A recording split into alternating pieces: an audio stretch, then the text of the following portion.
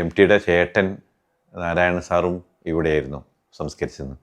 അപ്പോൾ M T ചേട്ടൻ്റെ സംസ്കാര ചടങ്ങിന് വന്നപ്പോൾ എം ടി കരയുന്നൊരു സീനുണ്ട്. ഇത്രയും ശക്തനായിട്ടുള്ള ഒരാൾ എത്ര കല്ലുക്കുൾ ഈറനിർക്ക് എന്ന് പറയും.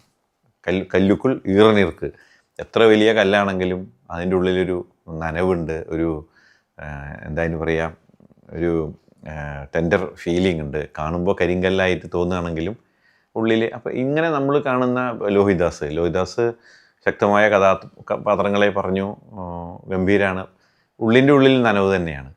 നമ്മൾ പരിചയപ്പെട്ട ഒടുവിൽ ഉണ്ണികൃഷ്ണൻ, വി കെനെ എല്ലാവർക്കും പേടിയാണ്, എനിക്കും പേടിയാണ്. പക്ഷേ അദ്ദേഹം പറഞ്ഞു വരുമ്പോൾ കല്ലുക്കുൾ ഈറനിർക്ക്, ആ ഉള്ളിലേക്ക് നമുക്ക് എത്തി നോക്കാൻ കഴിയുമ്പോൾ നമ്മൾ മനസ്സിലാക്കിയ ആളുകളൊന്നും അല്ല ഇവരാരും.